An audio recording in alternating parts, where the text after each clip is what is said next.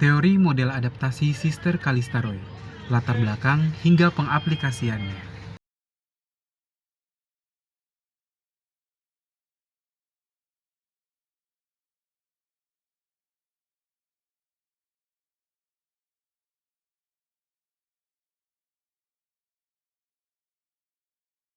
Baik, selanjutnya saya akan membahas tentang konsep utama dari teori Calista Roy, di mana teori ini mulai dikembangkan pada tahun 1964, yang kemudian model ini diadaptasi sebagai falsafah dasar dalam konsep pendidikan keperawatan. Kemudian digunakan sebagai kerangka kerja untuk memahami dan merespon permasalahan kesehatan.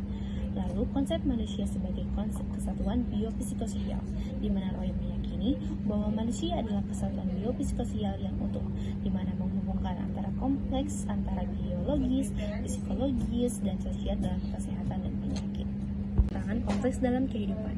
Manusia menghadapi persoalan kompleks dalam memenuhi kehidupannya, sehingga model adaptasi ini memberikan kerangka kerja untuk memahami dan mengatasi dari kompleksitas ini. Kemudian teori adaptasi dan mekanisme coping, di mana teori adaptasi berperan untuk mempertahankan integritas diri dan respon optimal terhadap lingkungan sekitar. Selanjutnya adalah rentang konsep sehat sakit, di mana model adaptasi berespon untuk optimal terhadap peran dan fungsi dalam kehidupan sehari-hari. Ini adalah sumber yang mendukung perkembangan dari teori ini.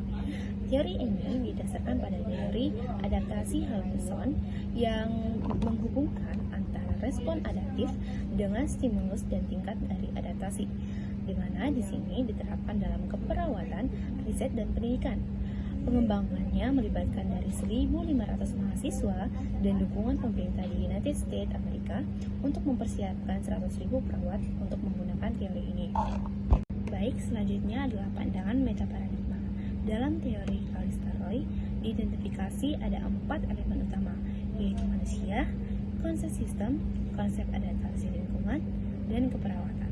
Di mana teori ini dirangkum berdasarkan perspektif holistik, adaptif, dan merancang asuhan keperawatan dengan mempertimbangkan manusia, lingkungan, adaptasi kesehatan, dan tujuan dari keperawatan. Selanjutnya, aplikasi teori. Dalam teori Roy terdapat dasar di mana pasien dipandang sebagai manusia yang utuh dari aspek biologis, psikologis, dan spiritual. Pasien juga dipandang sebagai makhluk yang dapat hidup dengan melakukan interaksi dengan lingkungannya secara konstan. Teori Roy memiliki beberapa elemen. Yang pertama yaitu pengkajian perawatan. Bagian yang dikaji yaitu perilaku yang termasuk kebutuhan dasar manusia. Contohnya kurangnya oksigen, kadar gula tinggi, dan adanya ketergantungan. Yang kedua, pengkajian faktor-faktor yang berpengaruh diantaranya yaitu mengidentifikasi stimulus vokal karena adanya perubahan perilaku dan mengidentifikasi stimulus kontekstual, yaitu berkontribusi dalam penyebab terjadinya perubahan perilaku secara internal maupun eksternal dari pasien stimulus vokal. Lalu yang ketiga, mengidentifikasi stimulus residual, yaitu pengalaman terkait masa lalu, faktor yang mempengaruhi seperti karakter, sikap, dan budaya. Elemen lainnya yaitu diagnosa keperawatan yang didasari oleh 3 metode pembuatan diagnosa. Yang pertama ada physiological mode, meliputi oksigenasi karena ketidakmampuan proses kompensasi ketika terjadi perubahan dan kebutuhan oksigen. Nutrisi karena ketidakefektifan strategi coping terhadap penurunan dan ingestif. Lalu eliminasi karena ketidakefektifan strategi coping terhadap penurunan fungsi dari sistem eliminasi. Aktivitas dan istirahat meliputi risiko gangguan pola tidur dan terjadi kelelahan. Proteksi sensor kebutuhan cairan dan elektrolit, fungsi neurologi dan fungsi endokrin. Yang kedua ada self-concept, mode meliputi physical self, contohnya body image, disfungsi seksual, kehilangan dan rapid trauma syndrome, dan personal self, contohnya ansietas, ketidakberdayaan, rasa bersalah, harga diri rendah. Lalu ada role function mode meliputi transisi peran, konflik peran, dan gangguan atau kehilangan peran. Dari faktor di atas, perawat dapat melakukan 2 tahapan, yaitu observasi dan menyimpulkan respon pasien. Elemen selanjutnya yaitu penentuan tujuan menurut Roy 1984. Secara keseluruhan, tujuan dalam intervensi keperawatan bertujuan untuk mempertahankan dan meningkatkan perilaku adaptif. Penetapan tujuan terbagi menjadi tujuan jangka panjang yang mencakup aspek kehidupan, pertumbuhan, reproduksi, dan penguasaan. Kemudian tujuan jangka pendek melibatkan pencapaian perilaku yang diharapkan setelah melakukan manipulasi beradaptasi terhadap stimulus vokal, kontekstual, dan residual.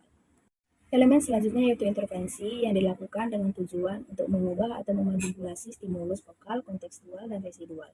Fokusnya juga ditempatkan pada coping individu atau zonasi, sehingga semua rangsangan sesuai dengan kemampuan individu untuk beradaptasi. Dan elemen terakhir yaitu evaluasi, di mana perawat diharapkan untuk mengevaluasi perilaku pasien setelah implementasi intervensi. Intervensi keperawatan dianggap efektif jika perilaku pasien sesuai dengan tujuan yang telah ditetapkan. Selanjutnya, teori adaptasi Sister Calista Roy. Menurut Roy, input adalah stimulus, merupakan kesatuan informasi, bahan-bahan, atau energi dari lingkungan yang dapat menimbulkan respon. Hal ini dapat dibagi menjadi 3 tingkatan, yaitu pertama, input sebagai masukan yang terdiri dari rangsangan dan tingkat adaptasi. Rangsangan terbagi menjadi rangsangan vokal, kontekstual, dan residual. Yang kedua adalah proses. Mekanisme coping dibagi menjadi 2 subsistem, yaitu subsistem regulator dan subsistem komotor. Kemudian, Roy mengembangkan proses internal seseorang sebagai sistem adaptasi dengan menetapkan sistem efektor, yang melibatkan 4 model fungsi adaptasi, yaitu model fungsi fisiologi terkait dengan struktur tubuh, konsep diri berkaitan dengan aspek psikososial spiritual, fungsi peran dan interdependensi yang berkaitan dengan interaksi. Terakhir ada output. Output dari suatu sistem adalah perilaku yang dapat diamati, diukur, atau dilaporkan secara subjektif berasal dari dalam maupun luar. Roy mengategorikan output sistem sebagai respon adaptif atau respon maladaptif.